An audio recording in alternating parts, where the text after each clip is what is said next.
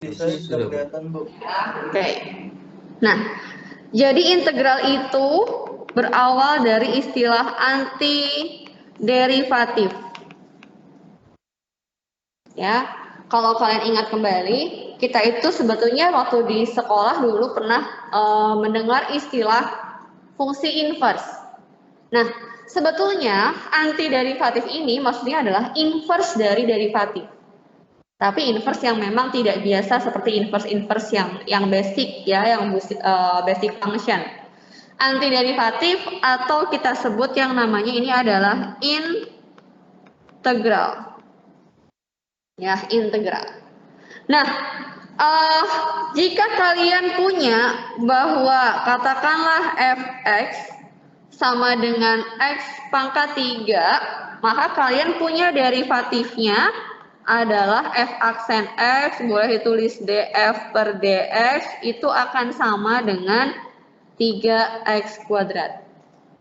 Ya, jadi kalau misalnya dari kiri ke kanan itu namanya adalah derivatif.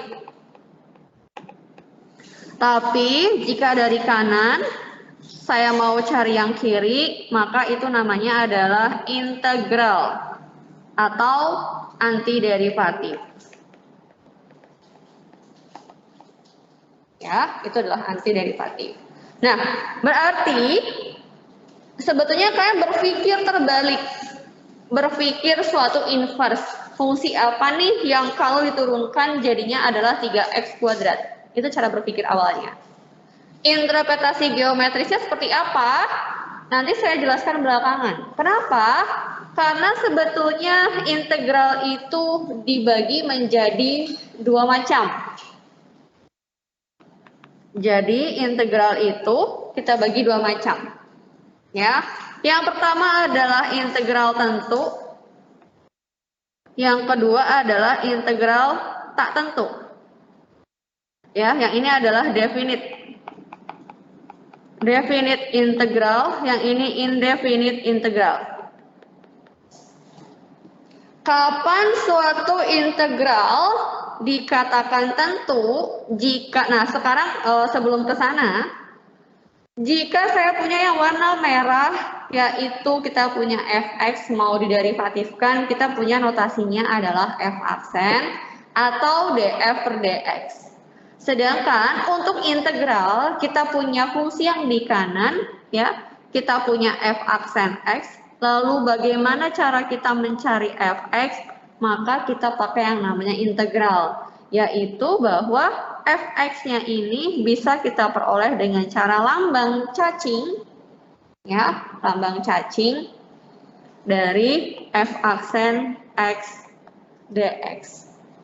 Ada orang yang bilang, mungkin kalau kalian cari di internet, cacing, kenapa sih notasinya cacing? Karena cacing itu sebetulnya berawal dari huruf S.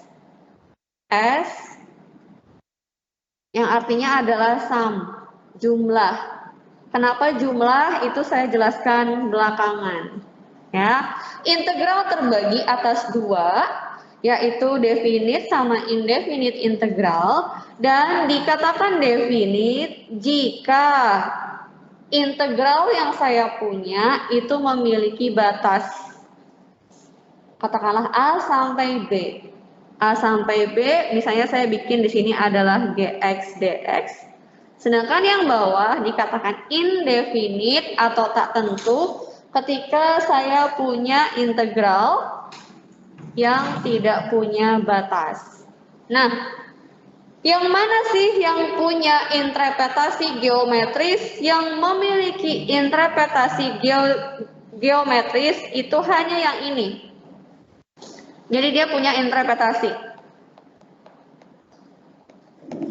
Yang ini dia nggak punya interpretasinya.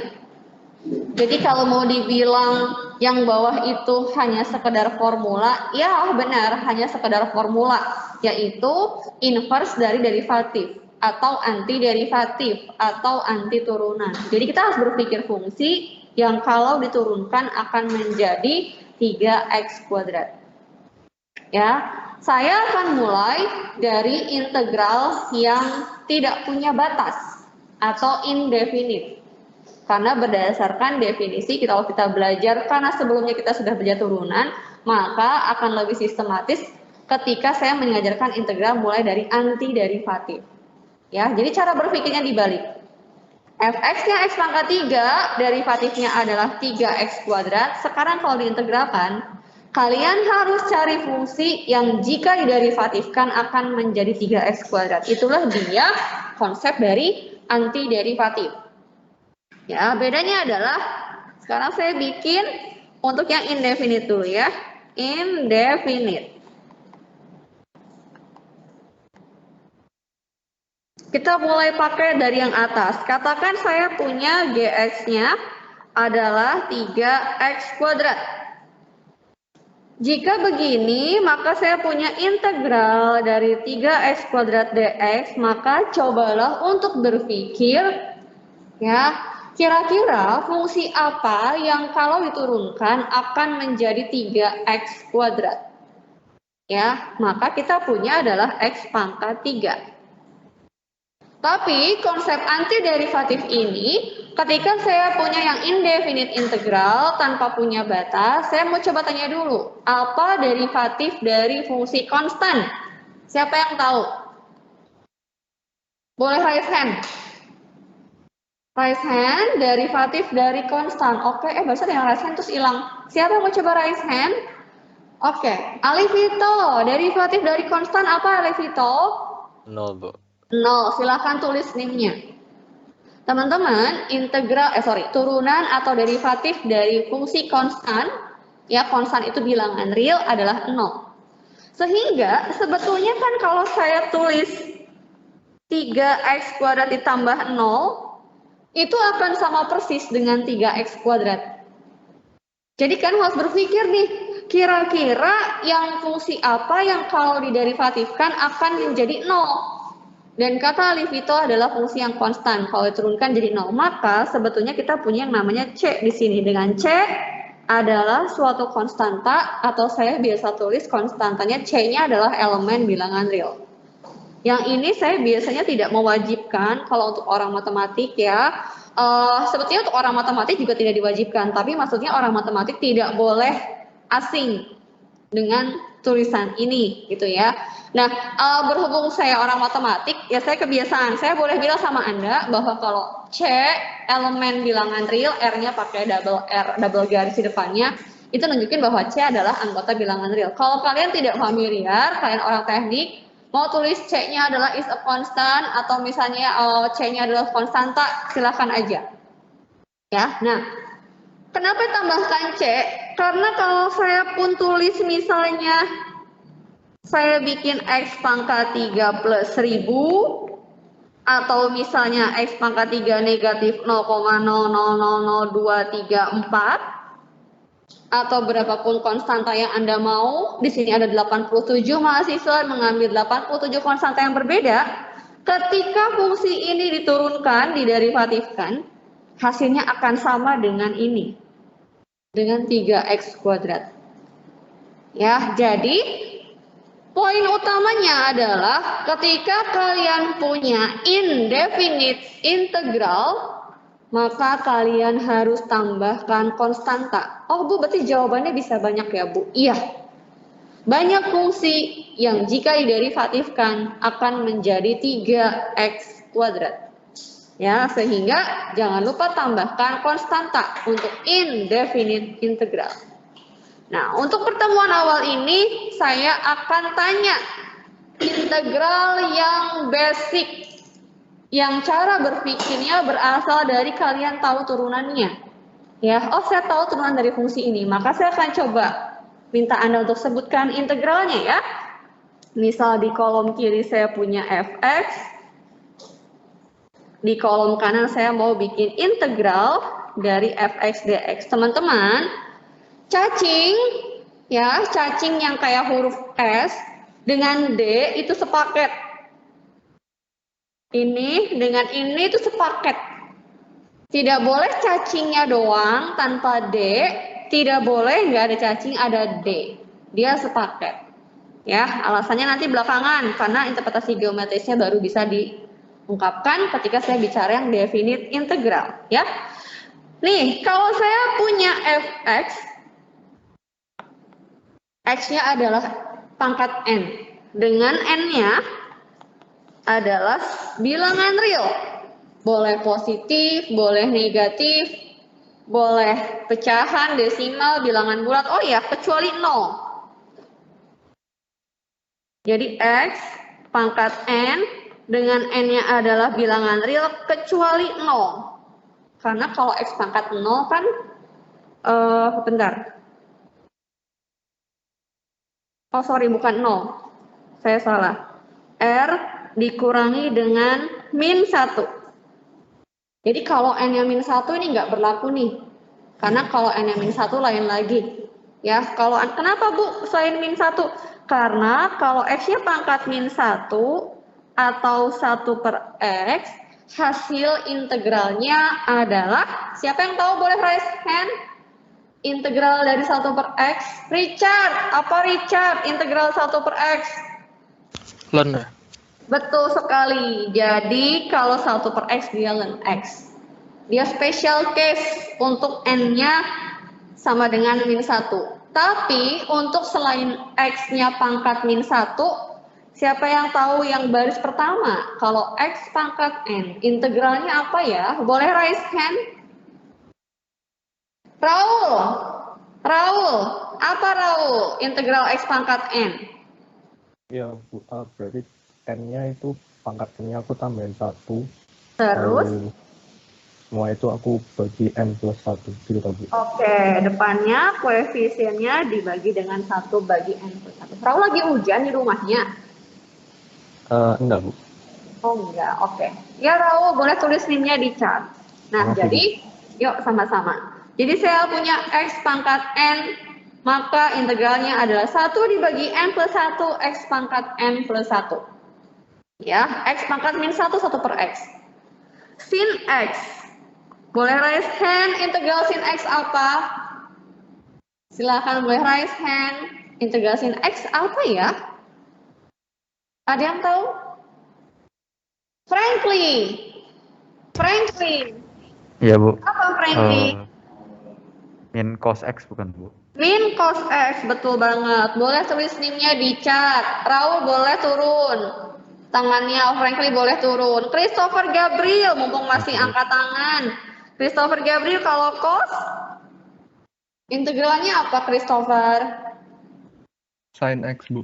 Sin x, betul banget. Kalau tangan gimana Bu? Saya juga nggak hafal ya. Kalau tangan gimana nanti aja belakangan ya. Karena saya bilang sama kayak derivatif. Kita nggak perlu menghafalkan semua derivatif fungsi basic. Karena ada fungsi-fungsi yang lain bisa kita cari dari fungsi yang basic. Jadi yang tangan saya nggak hafal, saya skip.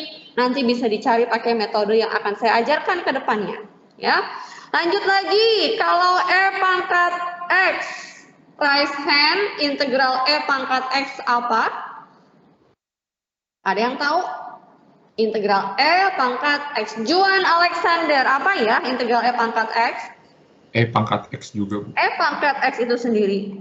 Lalu ada yang berpikir dalam hati, kenapa sih Bu Fiska cuma ngajarin yang simple-simple? Sin doang, cos doang, gimana Bu kalau sin 2X? Gimana kalau cos 3X?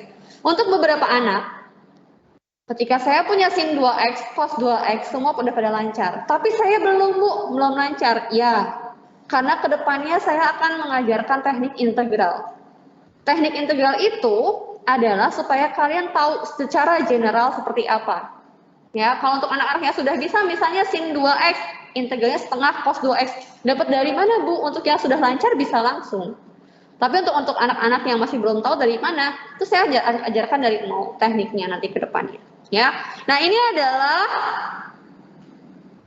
fungsi basic yang harus kalian tahu integralnya.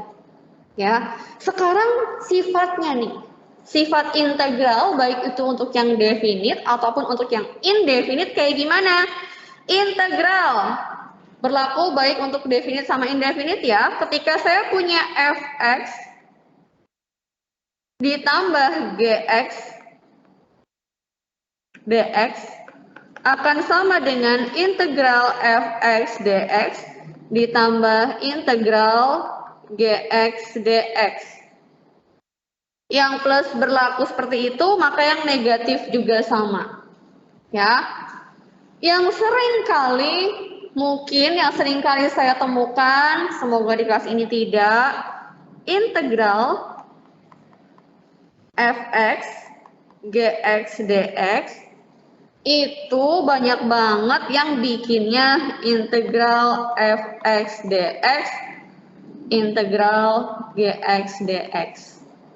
Nah, kalau integral kayak begini, seperti contoh yang nomor 2, seperti sifat yang kedua, maka integral menjadi relatif lebih mudah dibandingkan yang Anda temui. Karena sebetulnya ini tidak sama, hati-hati. Ya, demikian juga untuk yang bagi, ya. Jangan sampai kalian berpikir bahwa ketika fx dibagi gx dx itu sama kok Bu dengan fx dx dibagi integral gx dx. Kenapa Bu? Ya, kenapa Ibu maksudnya mention di sana? Karena sering banget saya temukan yang seperti ini. Ya. Ada lagi yang kalau pakai, ada lagi juga yang ketika saya menjelaskan ini, bukan ketika dikasih soal latihan misalnya ya, ada yang ngerjainnya kalau F dikali G itu kayak pakai derivatif. U aksen V plus UV aksen, itu banyak tuh yang kayak gitu. Ya, dari pengalaman saya sekian tahun mengajar, banyak banget yang ngerjainnya kayak gitu. Jadi kayak seolah-olah diperlakukan U aksen V, jadi kayak integral F dikali G, terus apa sih, tambah F integral G. Nah, kayak gitu. Ini kan kayak UV ya, U aksen V plus UV aksen. Yang pembagian juga sama. Diberlakukan seperti U per V. U aksen V min UV aksen dibagi V kuadrat. Nah, ini salah total. Ya, salah. Jadi yang benar hanya yang atas. Plus dan negatif. Satu lagi yang benar adalah, jadi ini yang salah. Ini juga yang salah. Yang hijau ini yang benar, dan satu lagi adalah ketika kita punya integral dari suatu konstanta dikalikan fungsi fx dx, kalian boleh keluarkan konstantanya, baru integral fx dx. Gitu. Ya, ini adalah yang benar. Jadi mulai sekarang, nanti setelah kuliah saya beres, kalian boleh buka-buka lagi yang integral. Jadi sekali lagi untuk yang